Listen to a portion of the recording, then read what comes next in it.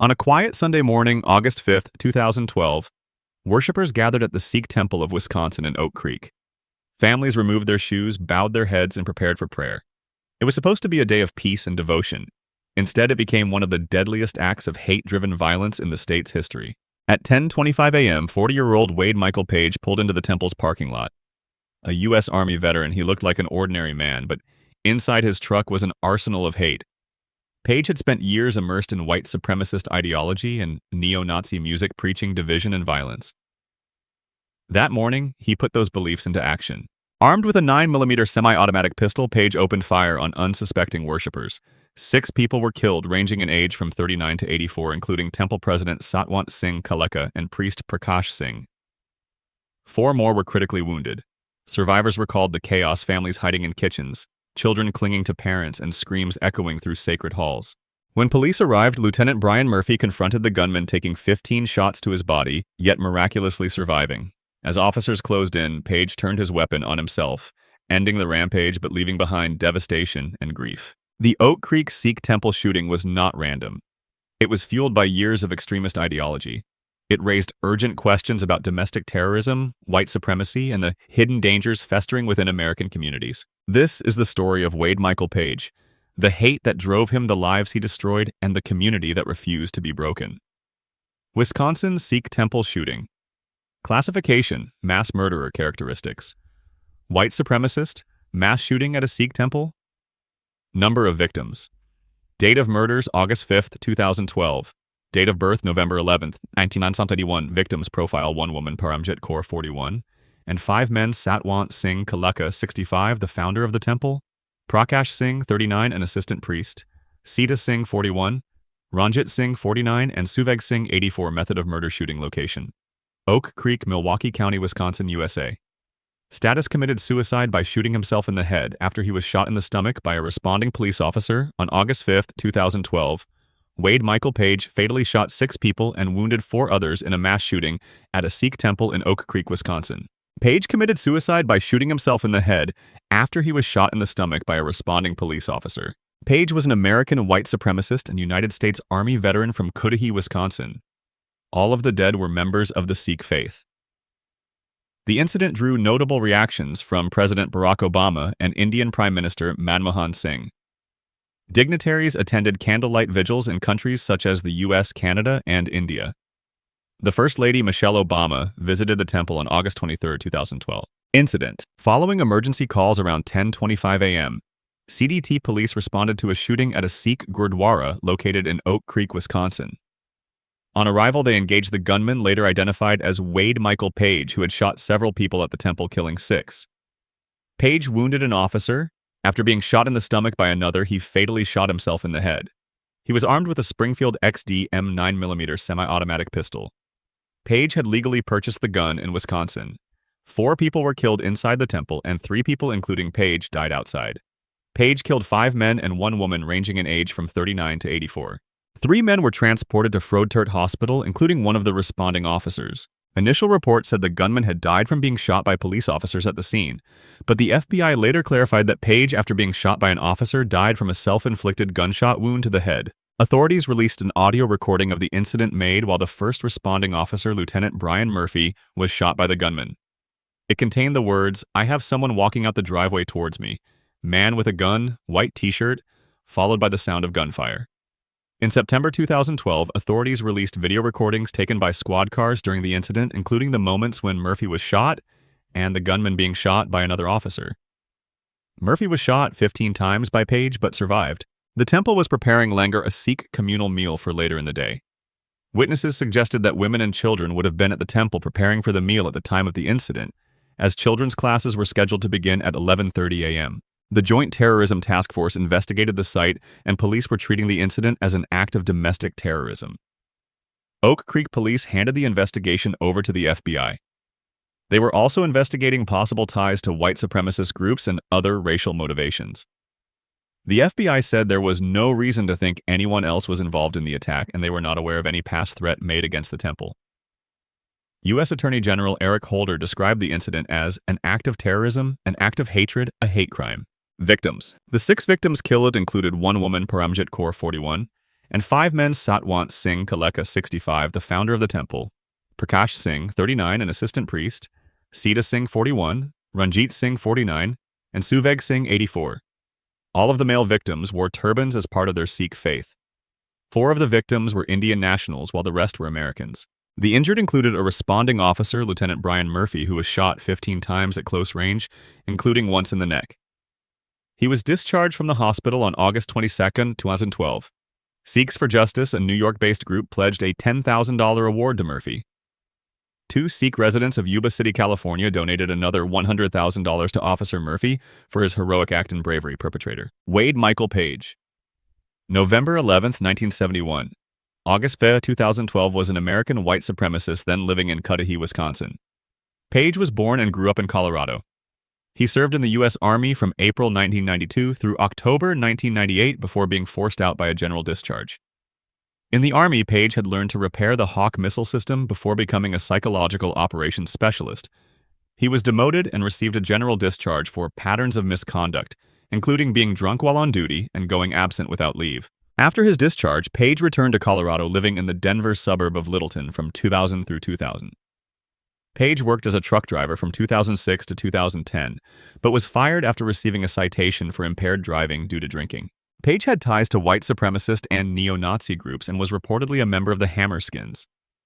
He entered the white power music scene in 2000, becoming involved in several neo-Nazi bands. He founded the band End Apathy in 2005 and played in the band Definite Hate, both considered racist white power bands by the Southern Poverty Law Center. Page's former stepmother apologized to the Sikh victims and said she had not been in touch with her stepson for the past 12 years after divorcing his father. A former friend described him as a loner and said he had talked about an impending racial holy war. According to his neighbors, Page lived alone, rarely left his apartment, and avoided eye contact with them. Page legally purchased the handgun used in the shooting on July 28, 2012 at a gun shop in West Allis, Wisconsin. Page passed the background checks required and paid cash for the gun along with 3 19-round magazines. The owner of the gun shop said that Page's appearance and demeanor in the shop raised no eyebrows whatsoever. Following the shooting, photographs of Page appeared in media reports showing him with a range of tattoos on his arms and upper body, which were said to show his links to white supremacist organizations. Oak Creek Police Chief John Edwards declined to speculate on the motive behind the attack, saying, "I don't know why, and I don't know that we'll ever know, because when he died, that died with him, what his motive was or what he was thinking." Reactions. President Barack Obama offered his condolences, calling the Sikh community a part of our broader American family, and ordered flags at federal buildings flown at half-staff until August 10th to honor the victims. Obama called for soul-searching on how to reduce violence. Wisconsin Governor Scott Walker and other officials also issued statements of sympathy for the victims of the shooting and their families. Nancy Powell, the United States ambassador to India, attended prayers for the victims at Gurudwara Bangla Sahib in New Delhi. Indian Prime Minister Manmohan Singh himself, a Sikh, said that the attack being at a Sikh temple added to the pain and stated that India stood in support of all peace-loving Americans who condemned the shooting. Following the incident, there were vigils as well as some protests against the United States by Sikhs in India. On August 9th, Indian members of parliament in New Delhi joined ranks in parliament to offer condolences to families of the victims. Jathedar Giani Gurbachan Singh, the highest-ranking priest within the Sikh faith, called the shooting a security lapse by the U.S. government and recommended that Sikhs in the United States adopt all possible security measures at their temples. Oak Creek Sikh residents said the incident had shocked their community. Many Sikh Americans did not approve of the protests in India against the United States and strongly condemned the actions such as flag burnings taken by the protesters.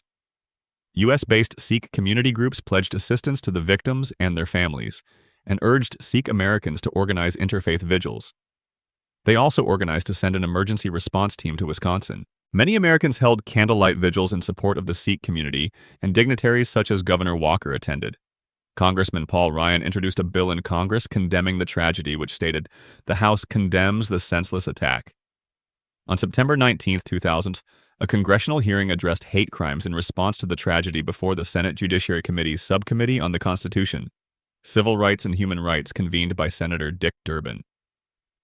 Sikh temple shooting gun shop owner says Wade Page seemed normal. By Molly Hennessy Fisk and Kim Murphy, Los Angeles Times. August 8, 2012. Oak Creek, Wisconsin. Wade Michael Page.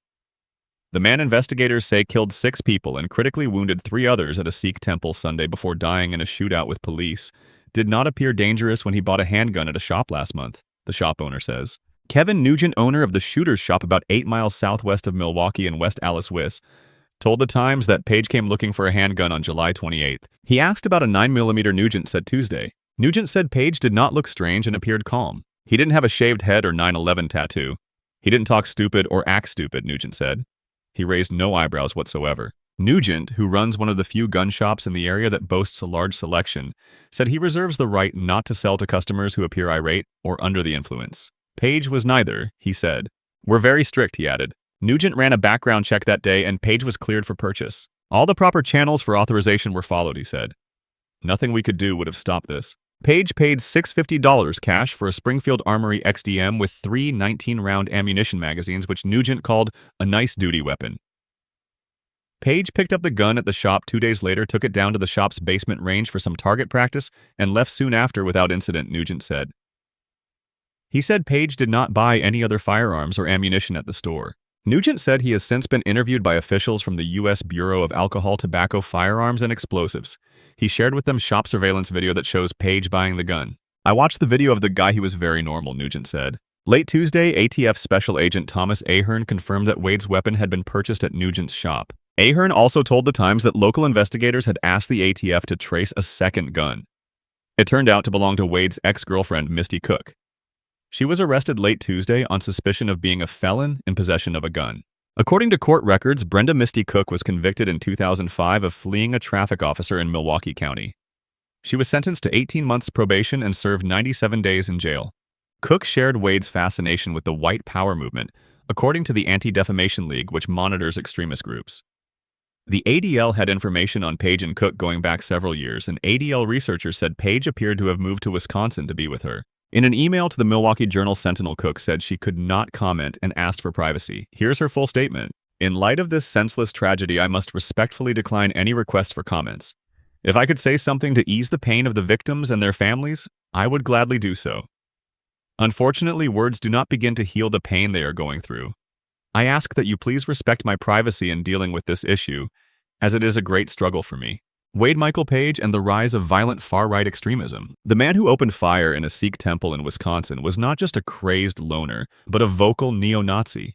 In fact, his white supremacist ideology reflected a growing form of extremism that expresses its strength through violence rather than at the ballot box. By Matthew Goodwin, Guardian.co.uk, August 8, 2012. On Saturday, 28 July 2012, Wade Michael Page walked into the Shooter's Shop in Wisconsin to buy a 9mm semi-automatic handgun and ammunition. 8 days later, the 40-year-old military veteran arrived at a Sikh temple in Oak Creek and began shooting at members of the congregation who had gathered to prepare a meal. During the shooting, 6 members of the Sikh community, 1 police officer, and the attacker were killed. Within hours of the shootings, the Southern Poverty Law Center, SPLC, revealed that Page was a known white supremacist. He had links to networks including the Hammerskin Nation and was involved in an underground music scene often referred to as white power music or hate rock. Influenced strongly by earlier bands in England, such as Screwdriver, white power music is seen by those who study extremism as one of the most important recruitment tools for the modern far right. Page's involvement appears to have been deep in an interview with online music magazine Label56.com in 2000.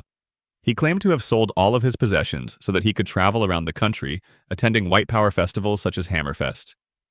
The next year, he formed a band called End Apathy, recruiting bandmates from the other groups such as Definite Hate and 13 Knots. Asked in 2005 to elaborate on the meaning of the band's lyrics, Page replied, "The topics vary from sociological issues, religion, and how the value of human life has been degraded by being submissive to tyranny and hypocrisy that we are subjugated to." Page's body also contained references to white supremacism. A tattoo of the number 14 was a direct reference to the so-called 14 words that occupy a central role in neo-Nazi vocabulary. We must secure the existence of our people and a future for white children. This passage, a reference to a section of Mein Kampf, was popularized by David Lane, a member of white supremacist terror group The Order. Another tattoo of the Odin or Celtic cross represents one of the most popular symbols among neo-Nazis, seen as the international symbol for white pride. Those who had been close to Page confirmed his ideological affinity to the extreme right. Reflecting a wider belief within the movement, an old Army friend of Page claimed that as far back as the 90s, he had talked about racial holy war and would rant about mostly any non-white person. As with the aftermath of the attacks by Anders Breivik in Norway, it was not long until sympathizers surfaced online. "Take your dead and go back to India and dump their ashes in the Ganges Sikhs," wrote one neo-Nazi. Others praised their brother. "All I feel is loss and sympathy for a brother that was overwhelmed by pain and frustration. I could care less, though, for those injured and wounded other than Wade." Another warned of future attacks. "There are thousands of other angry white men like Page, the vast majority of them unknown. When will they, like Page, reach their breaking point?" The threat of violence from disgruntled right-wing extremists is not lost on the security services or analysts. In 2009, Daryl Johnson, an analyst at the Department for Homeland Security, authored a report that explicitly warned of the growing threat of far-right violence. Pointing to the economic downturn, the election of Barack Obama, and evidence that some military veterans were struggling to reintegrate into civilian life, the report was one of the first to flag the growing importance of the extreme right, a movement that was routinely overlooked after 9/11. Few, however, took the warning seriously. Rather, Republicans and right-wing commentators openly criticized the report. Some saw it as an attempt to discredit the insurgent and right-wing Tea Party movement, while many viewed it as an unfair attack on military veterans. Others said it focused unnecessarily on domestic rather than foreign manifestations of terrorism. But Johnson, who was later shunted into a different department, was not wrong. Following Wisconsin, some analysts reminded commentators that the far right is responsible for as many, if not more, attacks on U.S. soil than religious-based extremists and now poses the most significant domestic security threat. Indeed, prior to 9/11, the most damaging act of terrorism within the U.S. was the bombing of a federal building in Oklahoma by militia sympathizer Timothy McVeigh, which resulted in 168 deaths and more than 800 injuries. Between 1990 and 2010, the far right committed 145 ideologically motivated homicide incidents in the U.S.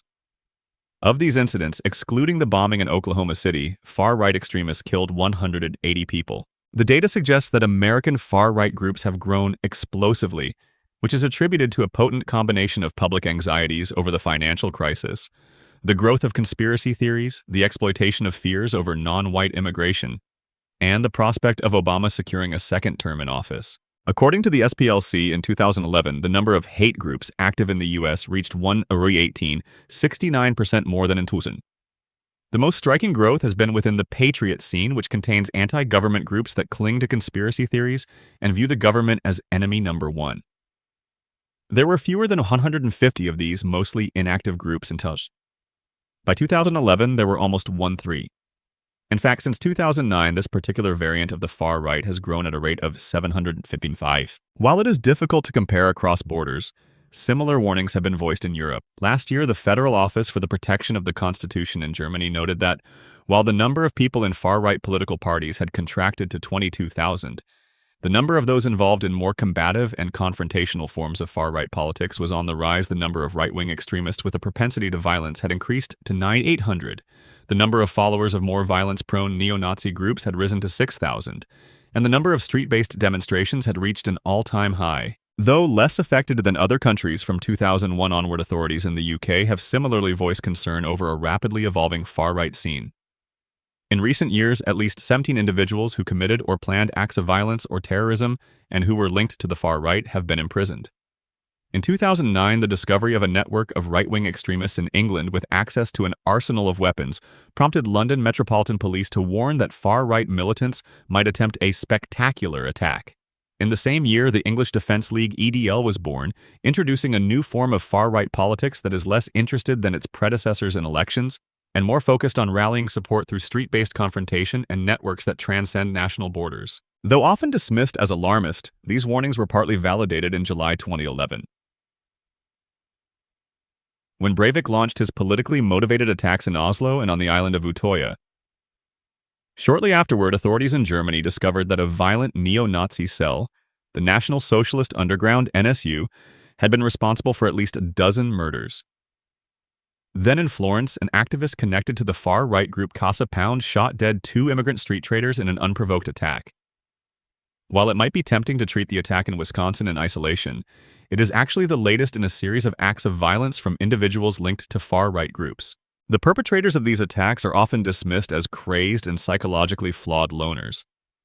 Perhaps this is because we have grown used to the security threat from religious extremists and tend to view their far-right counterparts as a loony fringe, rather than rational agents who are using violence to achieve certain goals. What Breivik in Norway, Gianluca Casseri in Florence. The London nail bomber David Copeland and Michael Page all share in common is that they arrived at violence following a longer involvement with far-right extremism. For more recent examples, such as Breivik, their attacks followed an almost total immersion in online virtual communities. These perform a crucial role in cultivating a set of narratives that are often later used to justify violence. These include emphasis on the perceived threat of racial or cultural extinction, belief in an impending and apocalyptic conflict, a race war or clash of civilizations, belief that urgent radical action is required and that followers have a moral obligation. In short, only by engaging in violence can they defend the wider group from various threats in society. This preference for violence or terrorism reflects a viewpoint within the far right that has long prioritized direct action over a ballot box strategy. For much of the past 2 decades in Europe, the strength of the far right has been measured through its number of votes at elections.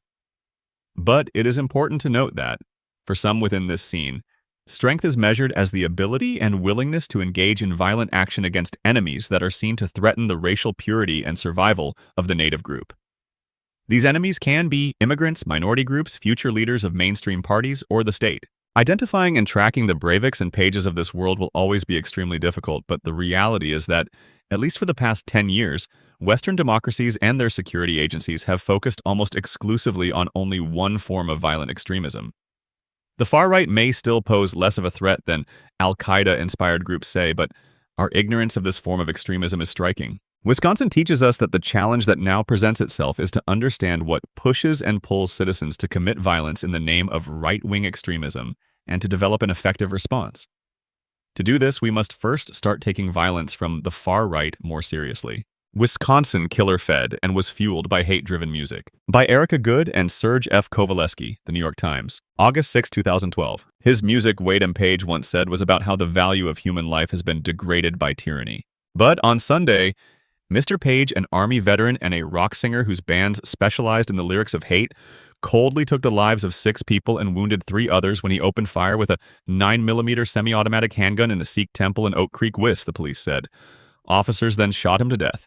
To some who track the movements of white supremacist groups, the violence was not a total surprise to them. Mr. Page, 40, had long been among the hundreds of names on the radar of organizations monitored by the Southern Poverty Law Center because of his ties to the white supremacist movement and his role as the leader of a white power band called End Apathy. The authorities have said they are treating the shooting as an act of domestic terrorism. In Oak Creek and in nearby Cudahy, Wis, south of Milwaukee, where Mr. Page lived in the days before the attack, the magnitude and the nature of what had happened were only beginning to sink in, grief competing with outrage. A company flew its flag at half-staff. A Christian minister offered his parishioners help to a Sikh gathering at the Salvation Army. At a news conference on Monday, Teresa Carlson, a special agent for the FBI, which is leading the investigation, said, "We don't have any reason to believe that there was anyone else involved in the crime." Law enforcement officials said earlier on Monday they wanted to speak with a person of interest who was at the temple on Sunday, but by late afternoon they had ruled out any connection between him and the shooting. Oak Creek's police chief, John Edwards, speaking at the news conference, identified the 5 men and 1 woman who died at the Sikh Temple of Wisconsin: Sada Singh, 41, Ranjit Singh, 49, Prakash Singh, 39, Paramjit Kaur, 41, Suveg Singh, 84, and Satwant Singh Kaleka, 65, who was the center's president. Peter Hoyt, 53, a neighbor of Mr. Page's in Cudahy, who often stopped to chat with him during morning walks, said he was stunned that the man he had known could have done something so violent. Mr. Page, he said, told him that he had broken up with a girlfriend in early June. He didn't seem like he was visibly upset, Mr. Hoyt said about the breakup.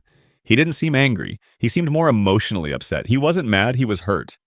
Mark Patak, a senior fellow at the Southern Poverty Law Center, said Mr. Page had come to the center's attention a decade ago because of his affiliation with rock bands known for lyrics that push far past the boundaries of tolerance. The music that comes from these bands is incredibly violent, and it talks about murdering Jews, black people, gay people, and a whole host of other enemies, Mr. Patak said. He added that in 2000, Mr. Page tried to buy unspecified goods from the National Alliance, which Mr. Patak described as a neo-Nazi organization that at the time was one of the country's best organized and best financed hate groups. But Mr. Patak said the center had not passed any information about Mr. Page to law enforcement. "We were not looking at this guy as anything special until today," he said. "He was one of thousands. We were just keeping an eye on him." Although little known among music fans, a steady subculture of racist and anti-Semitic rock bands has existed on the margins of punk and heavy metal in Europe and the United States since at least the 1970s. Hate groups sometimes use some of the bands and their record labels for fundraising and recruiting, according to the Law Center and the Anti-Defamation League. In an interview posted on the website of the record company Label 56, Mr. Page mentioned going to Hammerfest, an annual white supremacist festival well known to civil rights advocates. He also said he played in various neo-Nazi bands, including Blue-Eyed Devils, whose song White Victory includes the lines, "Now I'll fight for my race and Nation Tosh Sieg Heil." The company removed the interview from its site on Monday. Analysts for the FBI and the Department of Homeland Security routinely monitor violent extremist websites of all kinds, including those attracting white supremacists, according to former officials of both agencies. But the department's work on the topic has been criticized. In 2009, conservatives in Congress strongly objected to a department report titled Right-Wing Extremism, which speculated that the recession and the election of a black president could increase the threat from white supremacists. Janet Napolitano, the Homeland Security Secretary, withdrew the report and apologized for what she called its flaws. Daryl Johnson, the Homeland Security analyst who was the primary author of the report, said last year that after the flap, the number of analysts assigned to track non-Islamic militancy had been reduced sharply. Homeland Security Department officials denied his assertion and said the department monitored violent extremism of every kind without regard to its religious or political bent. J.M. Berger, an author and analyst on counterterrorism who runs the Intel Wire website, said, Mr. Page clearly had a history with the white supremacist movement. A song called Welcome to the South by Definite Hate. Another band that Mr. Page played in and that Mr. Berger found online refers to our race war and asks, what has happened to America? That was once so white and free. Mr. Berger said the lyrics and album art of Definite Hate echo the views and vocabulary of the Hammerskins or Hammerskin Nation, a white supremacist group founded in Dallas in 1980. According to the site Monitoring Service, which follows white supremacist trends, Mr. Page had an extensive presence on Hammerskin and other white nationalist websites, including Stormfront, where he favored the names of his bands as usernames and frequently included white supremacist symbolism in his postings. He concluded one posting with 88, a number frequently used by neo-Nazis and skinheads to mean Heil Hitler, according to site. H is the 8th letter of the alphabet. He also used 14, the number of words in the rallying slogan of the white supremacist movement. Although Mr. Hoyt, his neighbor, said Mr. Page had claimed that he enlisted in the Army after September, 11 Army records show that he separated from the military in 1998, completing his basic training at Fort Sill in Oklahoma and serving at Fort Bliss in El Paso and Fort Bragg in North Carolina.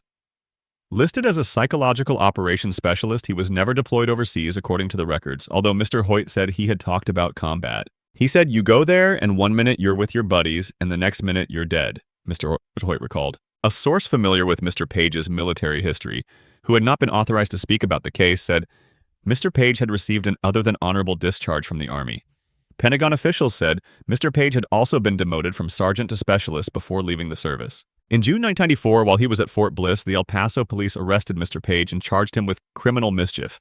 He was intoxicated and playing pool at a bar called The Attic when he began kicking large holes in the sheetrock wall with his boots, said Renee Raley, a spokeswoman for the El Paso County District Attorney. Mr. Page pleaded guilty to the charge, a misdemeanor, and was sentenced to 90 days in jail, though he was allowed to fulfill the sentence through 180 days of probation. He paid $645 in fines and court costs and was ordered to complete 24 hours of community service. After leaving the Army, Mr. Page, a native of Colorado, lived for several years in North Carolina, where he owned a property that Wells Fargo foreclosed on in January. In a statement, the bank said that it had no dealings with Mr. Page other than routine notifications, and that the property was vacant when the foreclosure process began last August. Mr. Page's former stepmother, Laura Page, 67, who divorced his father more than a decade ago, said that growing up he was a precious little boy, a very mellow and soft-spoken person.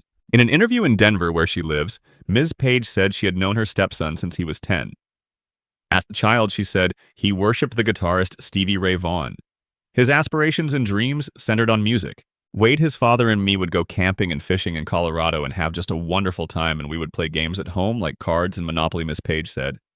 We just did the normal things that a family does. For most of his childhood, Miss Page said, Mr. Page lived in the Denver area with his mother, a dog groomer, but she died when he was 13 or 14 and he took it very hard. He was not close to his father, she said, and moved in with a grandmother and an aunt who were also in Colorado. He enlisted in the military after graduating from high school. I can't imagine what made him do this," Ms. Page said. While residents in Oak Creek struggled to understand, the three wounded victims were struggling to survive. Among them was Lieutenant Brian Murphy, the first officer to arrive at the temple after 911 calls began flooding the Oak Creek Police Department at 10:25 on Sunday morning. Lieutenant Murphy, 51, took in the scene and then stopped to tend to a wounded victim in the parking lot. When he looked up, an armed man was standing over him. The gunman fired 8 or 9 shots at close range, striking Lieutenant Murphy in the neck, Chief Edwards said. But when other officers rushed to help him, he waved them on. The victims in the temple came first. The Sikh Temple of Wisconsin was built as a sanctuary, a place for prayer, family, and peace. On August 5, 2012, that sanctuary was violated by hatred carried in through the barrel of a gun. 6 worshippers were murdered, 4 more were gravely injured, and countless others left scarred forever. Wade Michael Page, the man behind the massacre, was not an anonymous drifter. He was a U.S. Army veteran who fell deep into extremist circles, a musician in hate-fueled bands, and a man who chose violence over humanity. His rampage ended with his own death, but the pain he inflicted still lingers. Yet amid the horror, there was courage. Temple President Satwant Singh Kaleka confronted the shooter and gave his life defending others. Officer Brian Murphy, shot 15 times, survived to tell the story of confronting hate head-on. And the Sikh community of Oak Creek responded not with vengeance, but with resilience, compassion, and unity.